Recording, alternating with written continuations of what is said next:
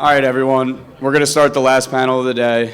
This is the trading panel. It's going to be moderated by Elizabeth Marchetti. She's the Senior Director for ETF Product and Capital Markets at SCI. Is there an Aaron Kehoe in the house? You paid for this spot. All right. Aaron? I do see him somewhere. Here he comes. All right.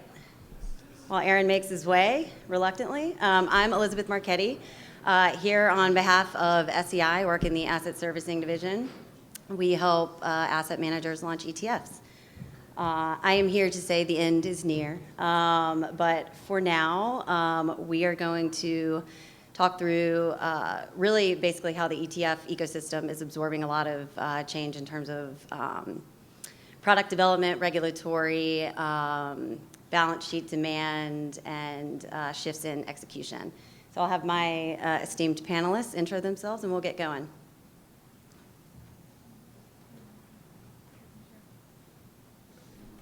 It's okay. Aaron and I can share because we've just done a couple panels together, so we're used to sharing. Hi, everyone. My name is Naomi DePina. I work at GTS for ETF sales and trading. I focus a lot on relationship management and distribution in the ETF community. Prior to that, I spent 5 years at State Street. They don't like to be called SSGA or Spiders now. They're State Street. And so I have the pleasure of working with GTS for the past few years. Hello, everybody. My name is Aaron Kehoe, and I'm currently head of Quick Route, which is a division of MCAP, a broker-dealer. We focus on ETF execution services and really being mindful of sort of the landscape of being able to scale ETF workflows and being more ETF-centric in execution and how clients should be thinking about liquidity in their strategies. And hello, my name is Rafael Zayas. I head up the portfolio management and trading team at Vident. We support ETF issuers in bringing products to life. And in that role, I heavily focused on the intersection of investment management, trading, and capital markets and how those interplay, and happy to be here. All right, so the panel is kind of bracing themselves. They know that for reasons unknown, the moderator was assigned to an ADHD control freak, so that's me. So last panel of the day, but we really want to bring some kind of thoughtful structure to this and begin with the concept of like what even is trading efficiency. And we felt like a good way to organize it, I felt like a good way to organize it, we'll see if they do, is basically to say that we're gonna discuss three drivers of trading efficiency. First is pricing, which we view as an increasingly complicated feedback loop with the street that's really driven by obviously what the ETF holds and then also how the manager approaches it, everything from basket development to intraday trading. The second pillar that we want to discuss is competition, which is an increasingly nuanced puzzle based on the nature of the product and its launch story. So we're going to kind of unpack what we feel is the observable impact really of conversion as a launch strategy and kind of how it's altered the typical growth profile of an ETF and the development of kind of a trading pattern in that name. Next and finally, and this is really where Aaron's going to shine, we won't be neglecting him until then, but we're going to tee up Aaron to talk about access to competition and what solution providers like Quick Route are aiming to do.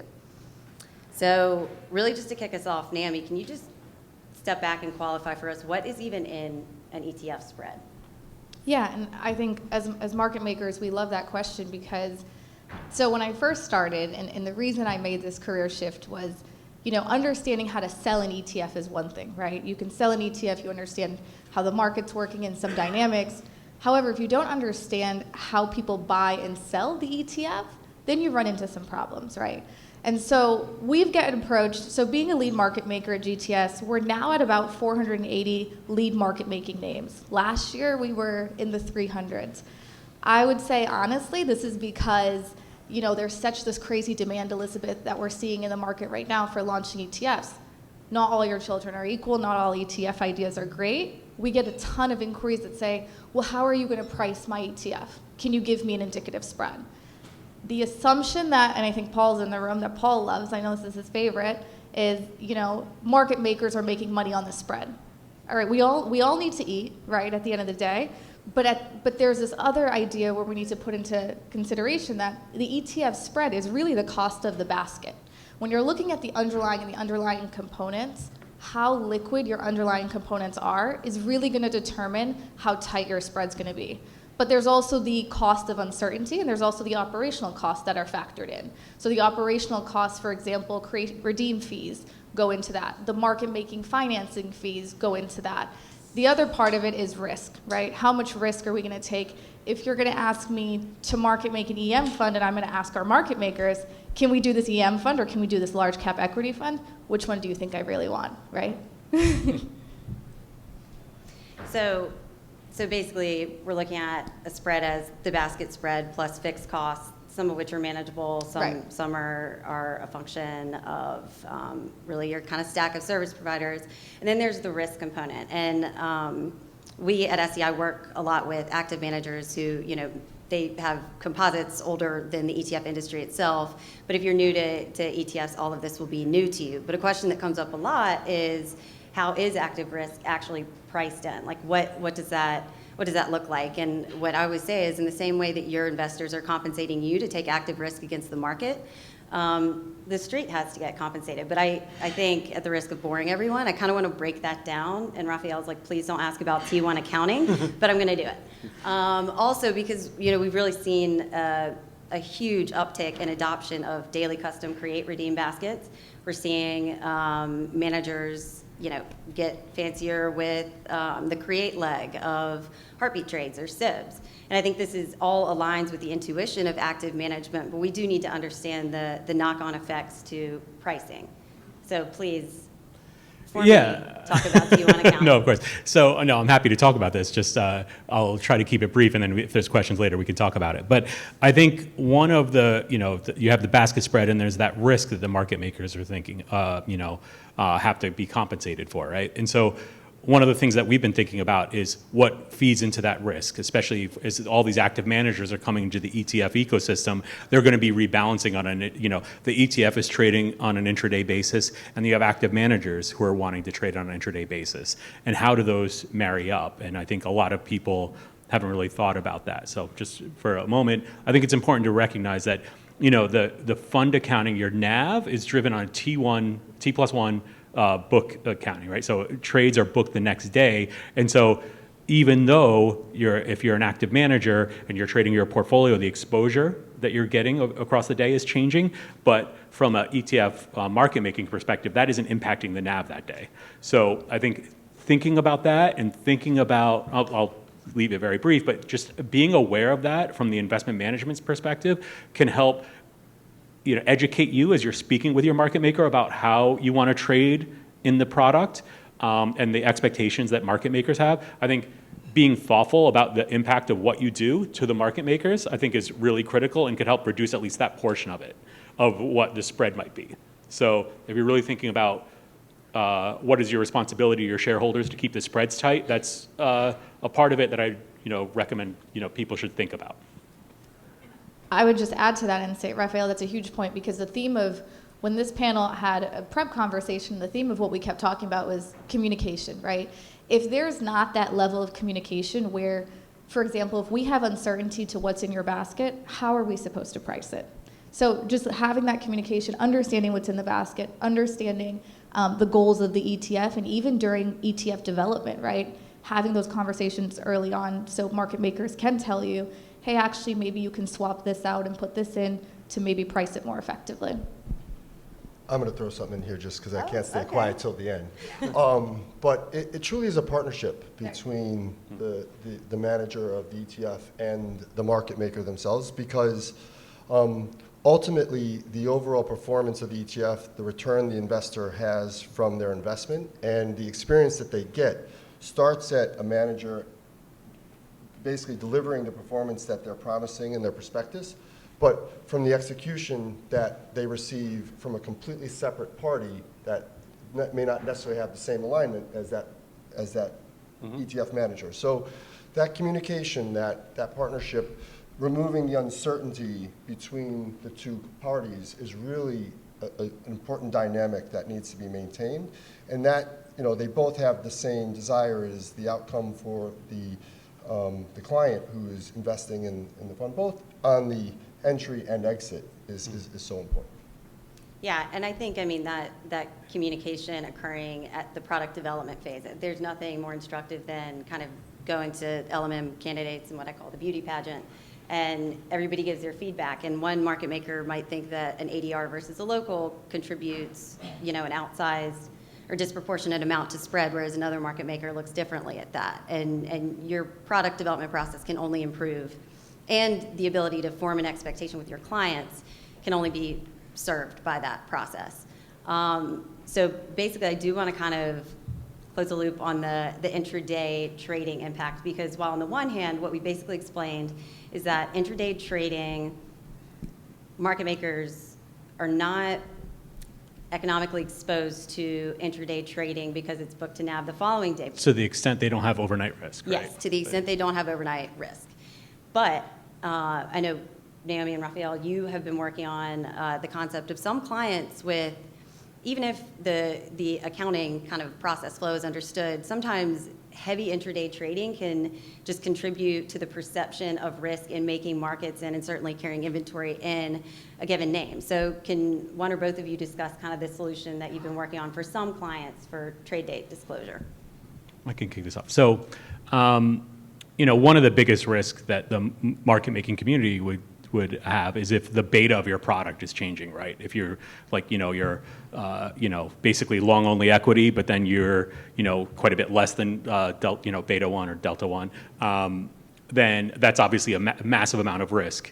And so part of what we've been thinking about, and this has been done by Kathy Wood for a while, is the idea of potentially on an intraday basis, making sure that updates are known for the market makers. So even though that won't hit the current day's NAV, at least gives them an opportunity to hedge in a more timely manner. And so one of the things that, you know, I think a lot of people in the ecosystem and thinking about is to what extent, you know, it's not for every strategy, right? But for certain strategies where you could really be significantly shifting the composition of the portfolio of an intraday basis, your market makers are probably going to want to know about that well in advance and not just find out about it in the overnight feed. And so it's definitely a conversation you want to bring up with them. And of course, you have to do this very publicly because you don't want to obviously have any material non-public information kind of issues. But there are processes and ways around that in a way that you could communicate effectively, but also make it easier for your market makers. And so, again, to the spirit of communication, that's an option that people should talk about. Yeah, and like Raphael said, it all goes back to communication. Intraday trading is great, but the allowance and the communication that the issuer or portfolio manager needs to have with the market maker is huge. And in understanding that, it is public material, it's public information, so then there's other market makers, because of this information being transparent intraday, that are going to be more involved in the product. More market makers that are involved in the product, the tighter the spreads are, and also the less risk that we have on our books as well, which overall will promote a tighter spread in the ETF, hypothetically. Yeah. So communication, basically, in a comfortable, compliant way, I think we all agree, can protect pricing by helping the market making community sort of understand and manage like basis risk when they're creating and redeeming in your product and holding it. And I would add to that too, right? Because we think about, like Aaron was saying, he used the word partnership, and I think a partnership, you truly do communicate. Listen, I've only been married for a little bit over a year, okay? And I've had to learn this really quick.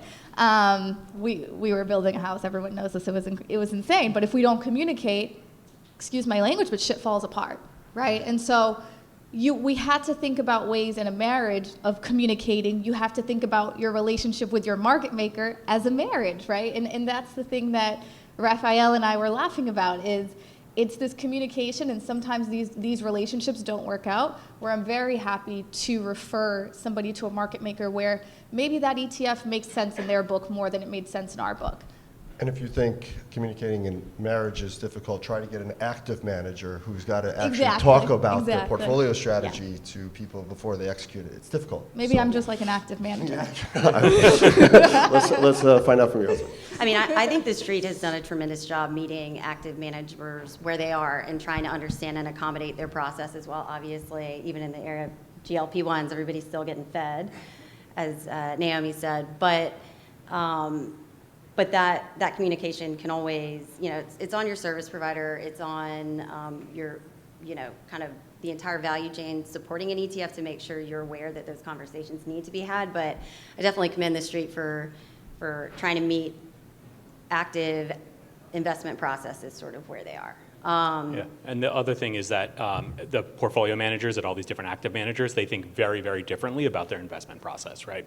And so it's critical that they're included. So for a lot of especially larger firms, sometimes the PM might be kind of just really focused on stock selection, right, in security research or credit analysis or what have you.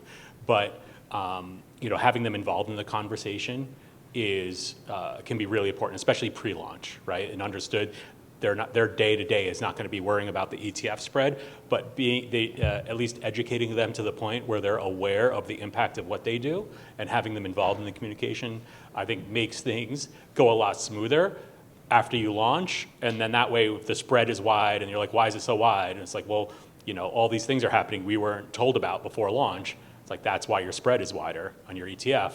And so hopefully, it's not just, a product person or a capital markets person talking about market makers, but the whole investment management team really should be involved in that process. So when we think about kind of what makes for a happy marriage with a market maker, I mean, what are the typical components, Naomi, you'd like to see? So this is interesting because there were a couple panels before also that talked about the relationship of market makers in Europe. So the biggest difference with Europe and the US is market makers in Europe are paid for their service. In the US, market makers are not directly paid for their service. And there's other market makers in the room, they can agree or disagree, but there's a cost associated to being a lead market maker in each product, right? And that could be anywhere between 20 to 50 grand per ETF. And so that's the capital risk that we take on. There's financing costs, there's inventory, all of that included, right? There's this notion of you want to be a good partner.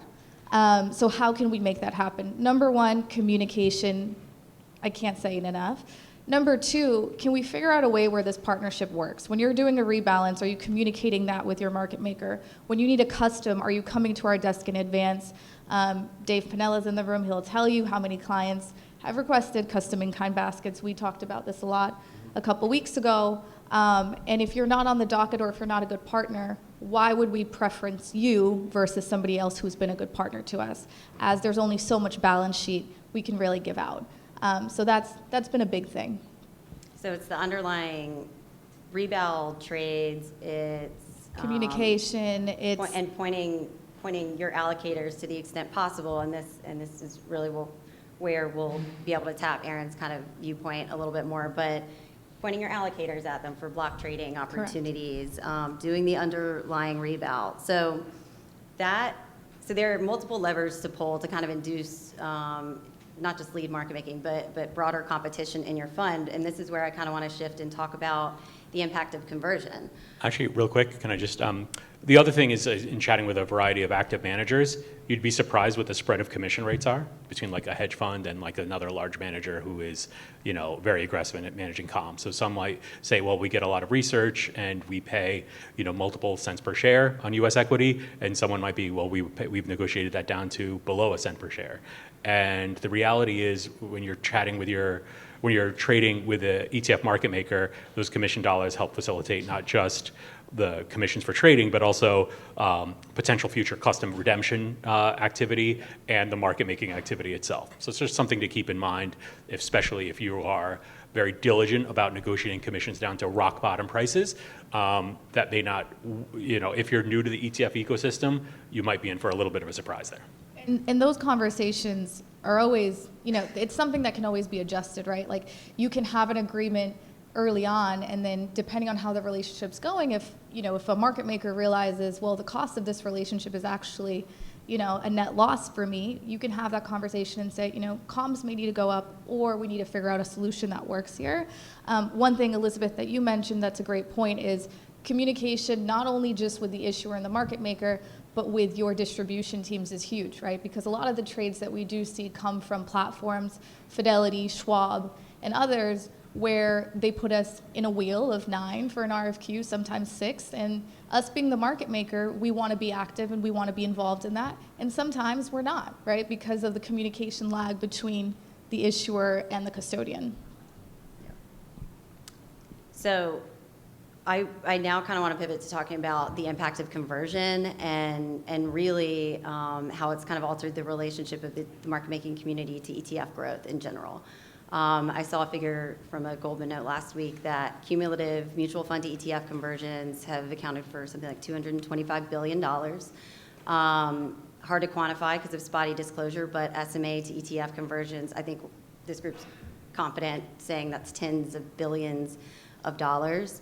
Aaron, can you kind of walk us through how conversion like literally alters or even removes the street's touch points that they've really grown accustomed to in helping kind of nurture the trading profile and the asset growth in ETFs?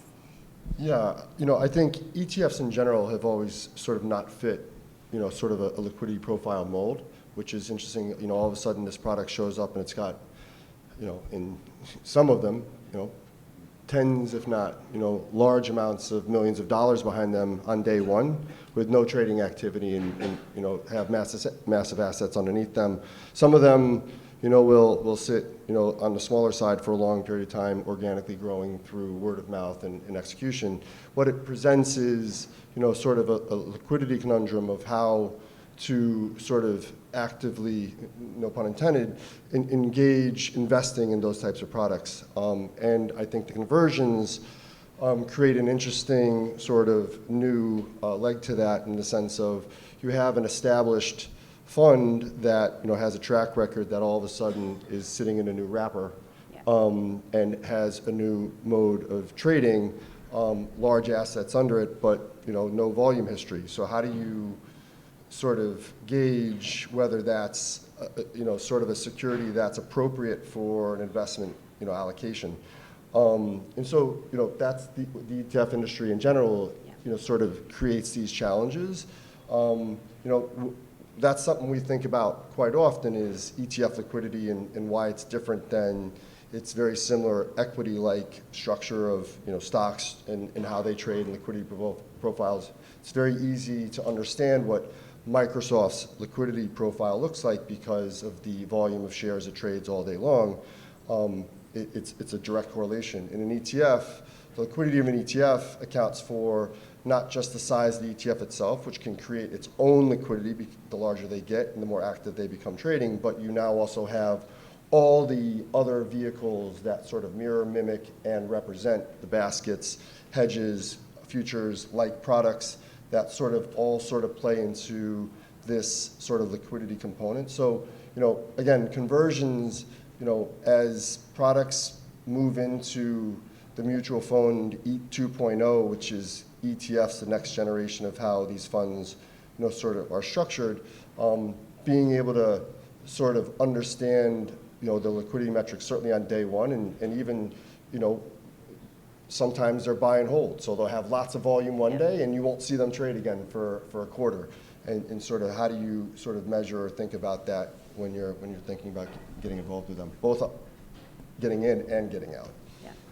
Can I add to that? Yeah. Okay. So that's an interesting point, Aaron, because I do think that when we talk about conversions, yes, we have seen a spike in conversions, and I want to take it to like the distribution side of things, because the distribution side, when you're doing a conversion, it's more straightforward. When you're going to a platform, let's say Morgan, Merrill, LPL, and you're saying, listen, I have one product, and the reason I bring this up is obviously because of share class, we'll get there in a second, but I have one product, I have $100 million, I want to be on your platform. That is more of a check the box situation because you continue to have the same track record. If it works for your clients, and a lot of the work on the conversion is more on the fund accounting side than our side, right? But the exciting part for a market maker, I'm like, holy hell, yeah, let me take it because you have $100 million in assets. You don't need seed. It's a perfect layup for a market maker, but for you on the distribution side, it's even better because you're approaching a platform very clear and concise. Now what we're hearing with ETF share class is when you have multiple products, are you going to be able to also put your ETF on that platform?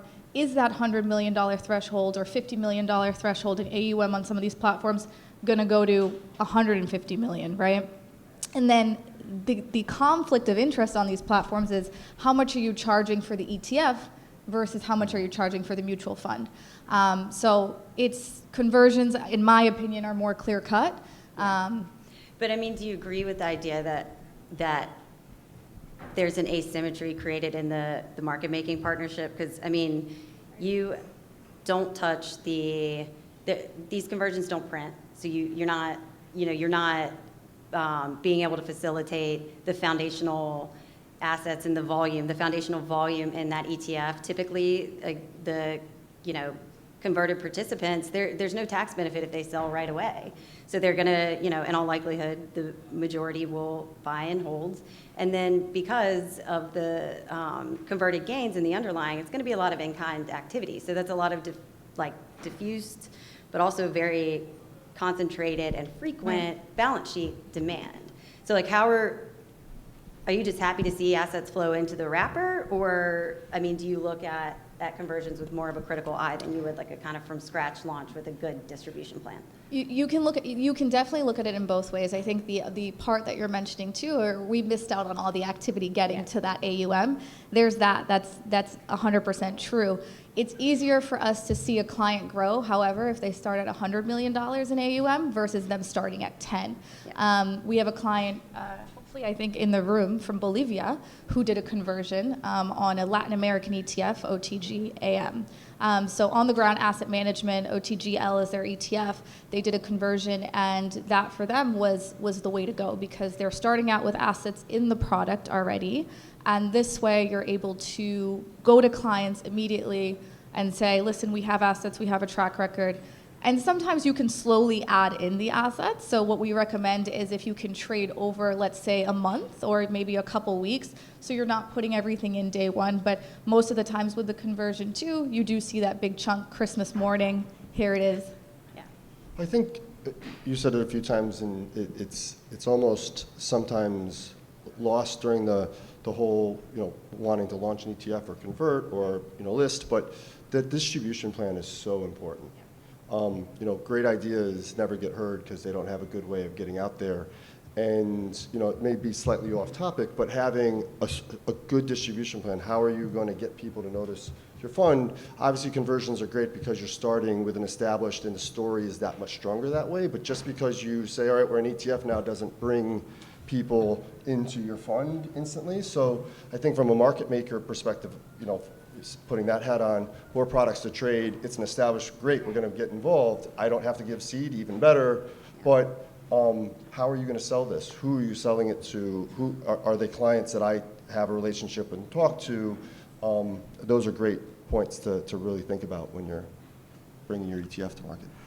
And then one last thing is with the conversion is that I think most PMs, most investment management teams aren't used to the idea of starting a new fund or changing your investment strategy, but you're saddled out of the gates with all these unrealized capital gains, right? And so that introduces us a whole other wrinkle. You mentioned the balance sheet requirements of doing the custom redemption. Strongly recommended that when you're talking to market makers, you're not only talking about what lead market making services going into the conversion, but what is your plan for positioning the portfolio for the next month or so after the conversion as well, because you don't want to just assume that the market maker is going to be there for you after you convert to when you have unlimited balance sheet that you can draw upon. That just may not be the case, especially if you have a conversion where the amount that you might need to do a custom redemption for might be a significant percentage of the well, if it's a share class, a significant portion of the overall fund relative to the ETF, but also just, if you don't have an existing relationship with the market maker, the first trade with them might be just asking for capital, which is not the ideal way to start off a relationship. Awkward to start off, right? So you just want to, ideally have that relationship in place and that communication in place. And I mean, Raphael, you work with increasingly more clients who are established asset managers, but I think there's often a temptation to view the ETF as kind of on an island and a resistance to opening up the non-ETF, whether it's wallet or flow opportunities. Do you think clients are beginning to understand better the necessity of kind of taking a unified view of your trading footprint? It's a battle still. I think a lot of managers are used to their broker wheel, and they're not looking to really expand that or rethink that in the presence of having new product wrappers. And I would just suggest that you really should be thinking about what's your broker wheel look like. If your product lineup is changing, it is appropriate for you to reevaluate your broker wheel in that context. Yeah, and I think share class will certainly accelerate. And I think it's going to result in some tough love from the street. I think in terms of possibly lead market making. I mean, to the extent that the ETF share class is meant to kind of exist really just in service of the mutual fund, that's not an exciting proposition for the market making community. I'm saying it so you don't have to.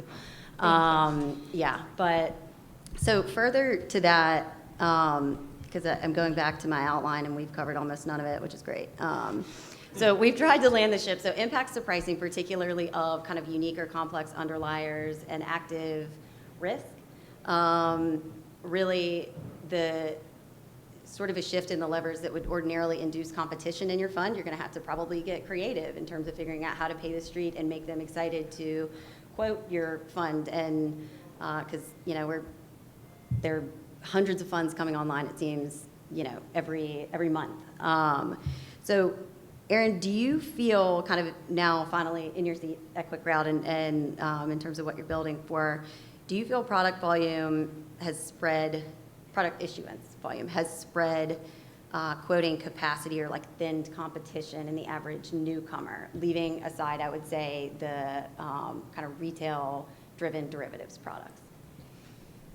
Yeah, I mean, if you think about, I shared a statistic last week that there are now 4,300 listed ETFs here in the U.S. roughly, and there's 4,200 companies, stocks listed here in the U.S. So we have outsurpassed the number of stocks, and we haven't really got going with share classes yet. So if you think about capacity or ability for the order management of just the sheer transactional relationship of, the trade desks, the execution side, because, a lot of the stuff that we've talked about are, sort of building and relationships with the market makers, getting into where the order is actually getting executed, whether it's, a retail investor right off their phone, or an RIA, or a large wealth management platform interacting with one of the custodial desks. There's lots of different sort of nuances to ETFs and how they need to be executed, and just the capacity, the breadth and the complexity of ETFs now is so vast in terms of product types, underlying assets, what's involved in them, options, as we've said, traditional equity. There's no one who's an expert in everything. Continuously, this industry has taught me I'm a generalist in everything. I have no expertise in anything. But that being said, having sort of solutions to sort of level that playing field. GTS is a great market making firm. They are one of the best. Do they do everything the best? They have their products that they do really well, and they have products that they can handle if they have to, but there's probably other relationships that might be suited, and that's by choice, because you can't focus on everything. So what we kind of think about is how do you find the right relationship for the right time? As you said, the broker wheel, as these products come out, maybe your relationship stable is not appropriate for that new client, sort of that new interaction with the market maker. So QuickRoute thinks about, how do we sort of find execution optimization for clients that is ETF centric. Up until recently, ETFs are thought about and executed much like stocks are. And a Microsoft or an NVIDIA volume curve does not apply to products like AFK. And so how do execution strategies really sort of play into that? That's a lot of things that we spend time in finding the right partnerships to match to that order. So the constraint that what you've built attempts to solve for is what? Because, I mean, if we think about wrapper migration and now ETFs that used to be accessed as mutual funds or as SMAs are now distributed to just a broader number of participants who have very different approaches or capabilities in how they execute. Mm-hmm. I think, the average, whether institutional asset owner or RIA or whatever, I think everybody's pretty accustomed to ETFs and knows like generalized best practice, but the more we spread products, the more specialized quality liquidity becomes, and the more, I guess, thoughtful the attempt to access it has to be. Yeah, and that execution experience, can ruin, it doesn't matter how well the manager does in tracking performance. If you overpay or, sell into a discount on your execution, you've kind of really impacted that performance in what your expected outcome was for that allocation. And so, I think yesterday I was looking at, we look at product launches. There were 28 new symbols in our sort of report yesterday. For yesterday alone, new products. Today was another 10. We've had over 700 products this year. That equates to 2 or 3 a day. The ability to, if you have the ability to take a look at or think about what it means to be sitting on one of these order desks or trade desks with the barrage of frequency of orders coming through, and you have all type, and a lot of them are not just ETF specific. They have equity symbols, they have ETF symbols, even share classes coming of funds where they're going to be trading the same ETF but in different formats. That person that's sitting in there and just trying to handle that order, finding the best execution, finding the right price, finding the right liquidity is only becoming more and more of a challenge. So, and the human sort of component, automation often sort of, collides with, sort of the human need and ability to actually add value. So, how do we find where automation gives tools to the current sort of structure and allows scalability to handle just the complete wide variety of products that show up on any given day? When I was an ETF market maker, I used to be, I used to focus on the fixed income side of things. Funny when you say, oh, I'm a fixed income ETF market maker. Well, do you trade munis? Do you trade treasuries? Do you trade CLOs? Like, it's so varied even inside there. And so, as I said, just, when you're thinking about this full life cycle of choosing the right product, executing the right product, there's so many facets, and so, and there's lots of, I think, components in places where, solutions can provide the right sort of access to the various components to make sure that execution is correct and the best.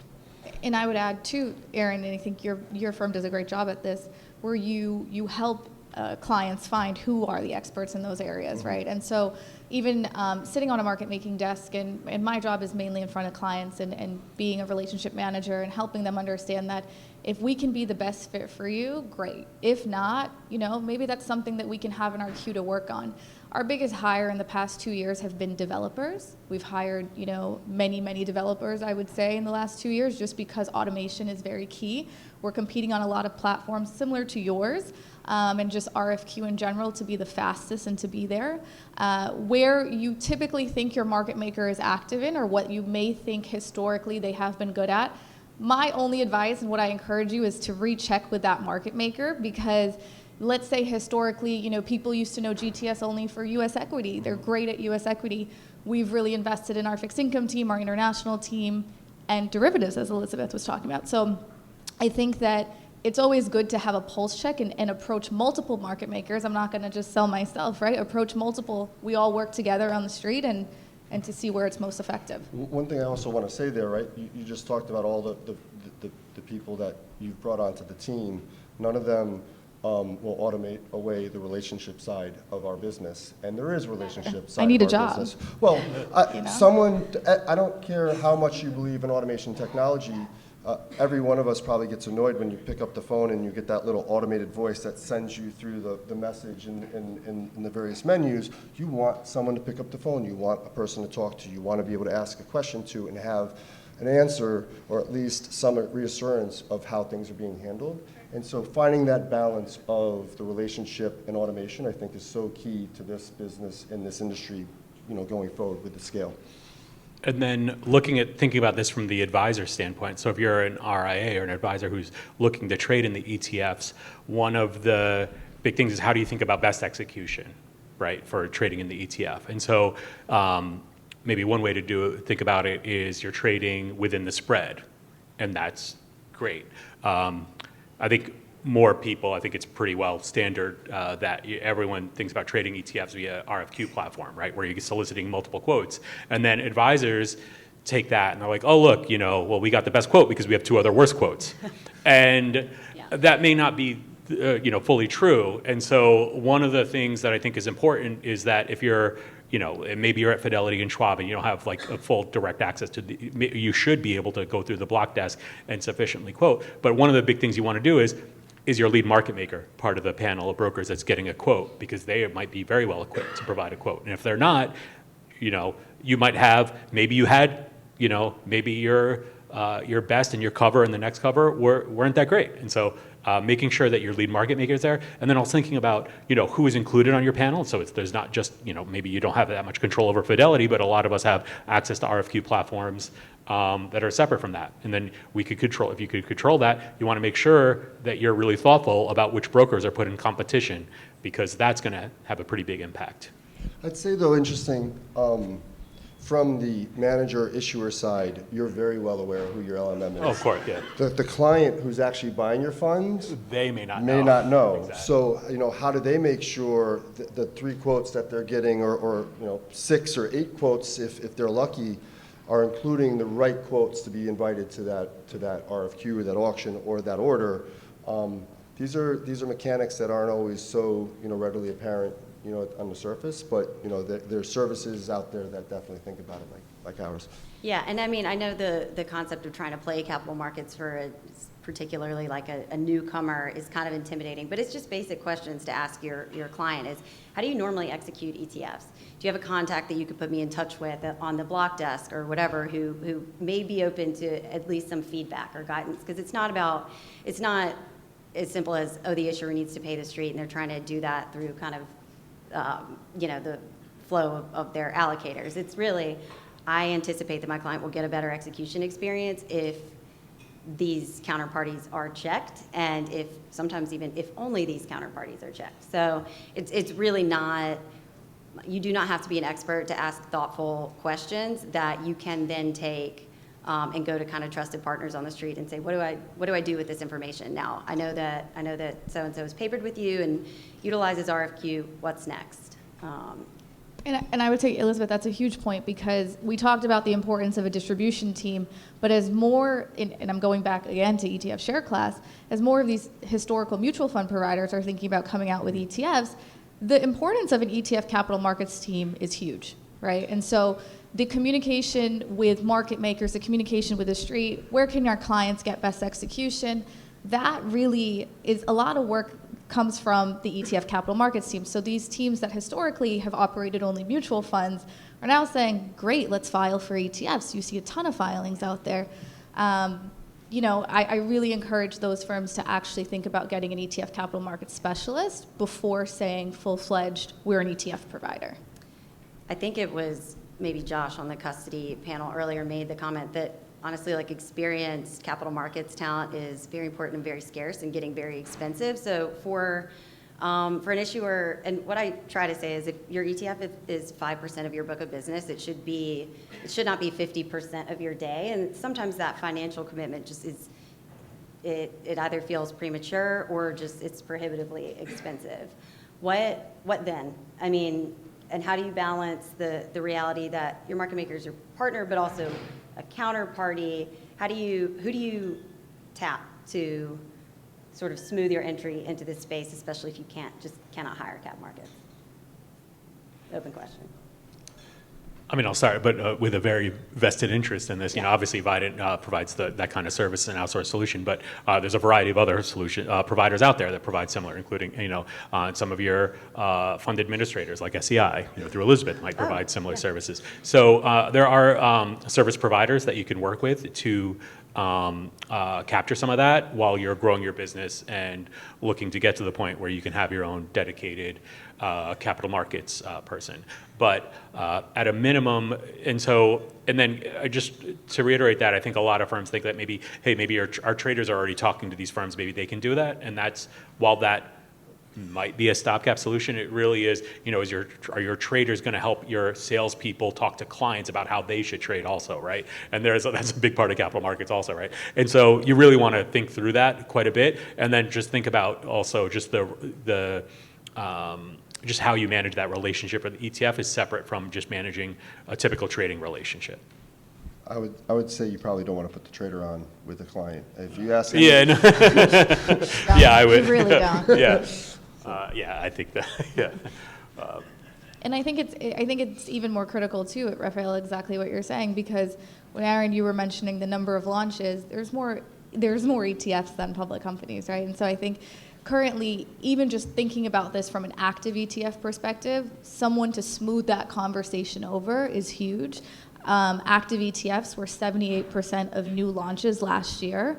So if we think about that number, globally, active ETFs are at 1.7 trillion about, I think.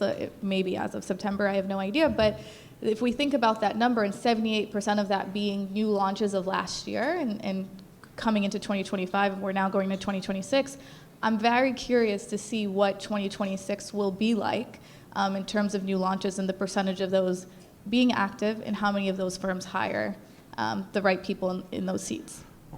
That just one other point that I just neglected to mention before, which is you should also be familiar, if you're trading ETFs from the advisor standpoint, of NAV trades. I don't know how many advisors do that. Now, a lot of platforms make that only available for very large orders, many tens of millions, if not 100 million. But depending on your platform, that might be an option where you could actually transact at the NAV pricing rather than trading the ETF. And so that is an option that I just wanted to touch on and is available.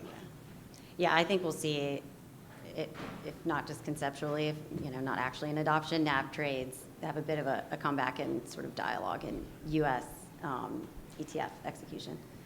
We have 3.5 minutes, so who has burning questions for the esteemed panel? Or do you have any parting thoughts?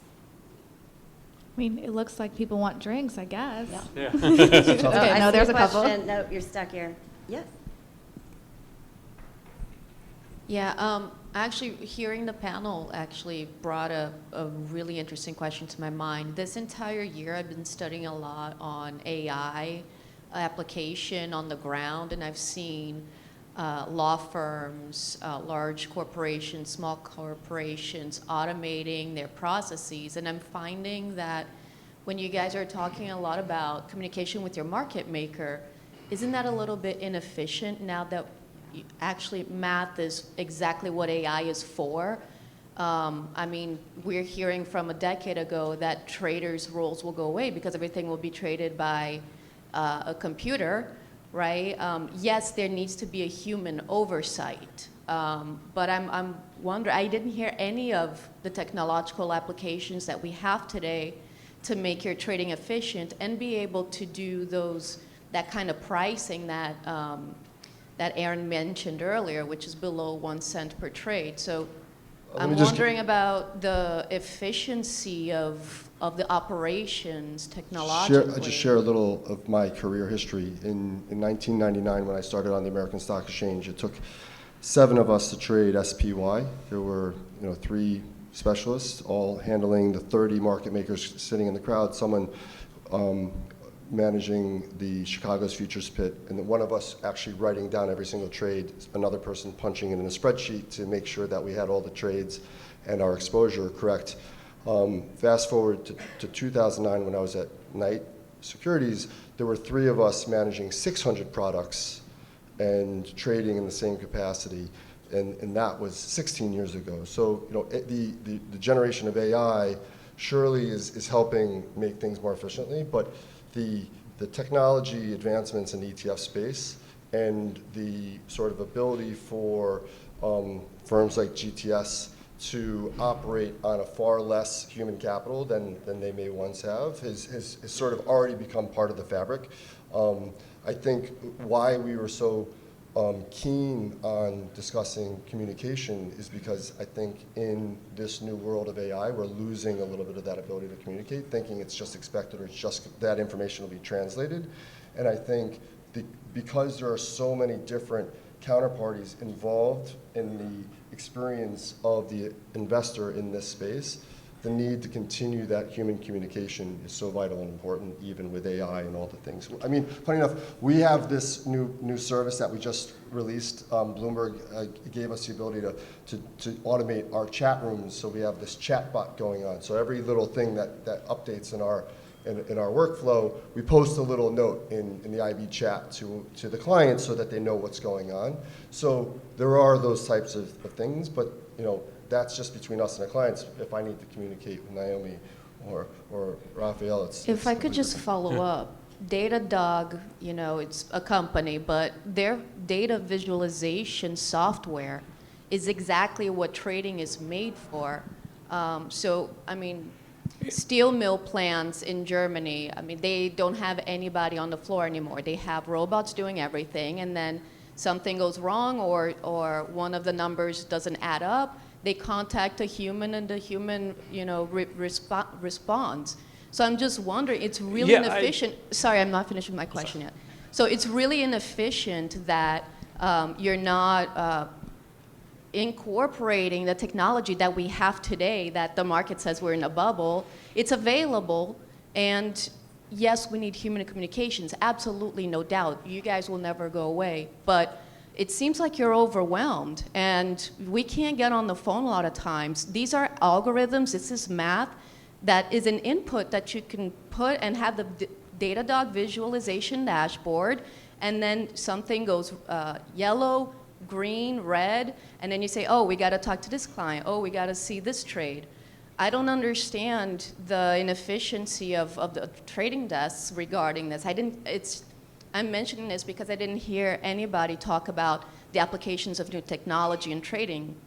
Yep. So I think, first of all, I think Naomi did mention that they're investing a lot into they're hiring all developers, and I'm sure that's true for you, and it's true for us. So I guess you're right that we kind of presumed that it would be understood that we're all heavily investing in technology to do that.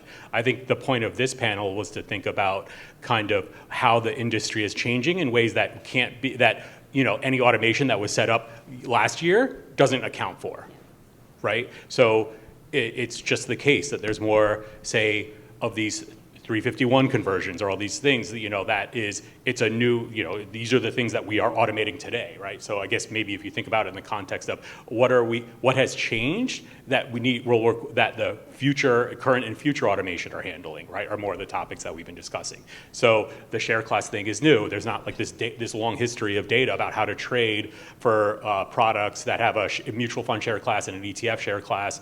It's the 351s and a lot of these conversions are still relatively new. It's somewhat difficult to optimize for things that are on the very bleeding edge on some of these things.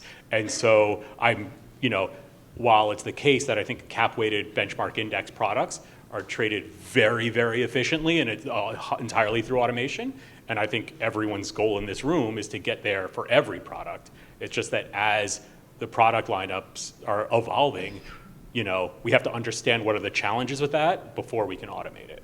And so I don't know if that gets to your question. I'll be super quick so everyone can get a beer after. Thank you for your question, first of all. That's a great question. So I think, as Raphael mentioned, we probably neglected to mention a lot of, so why I mentioned why we've hired mostly developers. I would love more distribution people, trust me, more than anything. But we've really significantly invested in the last 2 years in hiring over 15 developers. And the reason is because the industry has become so automated. You don't even have a millisecond to respond to a quote, right? And so a lot of that is being coded not just by the developers, but them using AI to code those, to code our RFQ systems and to make sure we can get our quotes faster than some of our competitors. And some of that, you do need to have a human at the end of the day, I think is critically important to say when these relationships matter, because balance sheet, when I was talking about balance sheet earlier, can be limited when people need your capital.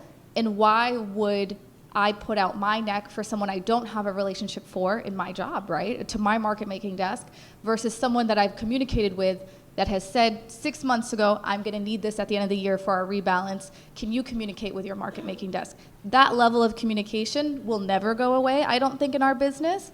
But the efficiencies using AI are definitely there. Do you want to share your technology budget for GTS? I think, to be honest, and I agree, that it's a great point, and there's efficiencies. If you look at the market making firms that actually participate in this space, they are cutting edge. They are operating at nanoseconds, not even milliseconds anymore, and everything is automated. But the people or the investors that we're interacting with still want to pick up the phone and talk to someone and ask about their trade. They don't want to look at a screen to see lots of charts and then make an investment decision on that. If I talk to these custodial desks who are handling Schwab, 7.5 million transactions in a day, their biggest hurdle is their traders are picking up the phone 500, 600, 700 times a day, each one of them, to talk to the advisors who are actually putting money to work for their clients, who are also calling them and asking what's going on with the market, why is it down 1% today? So the automation is actually slowing the market makers down enough to be human for the investors who still want sort of that more communication workflow. It's also why the NICE CDMM also exists for ETFs, because the efficiency at market on open or market on close, just being on ARCA or another exchange, for example, having a human behind that sometimes can make that open more efficient. You can delay the open and things like that. So, thank you very much for the question.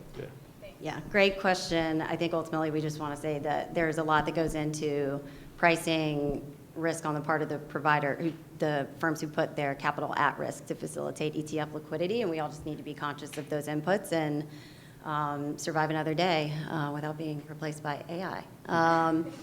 Thank you, everyone, for listening and for great questions. Let's drink.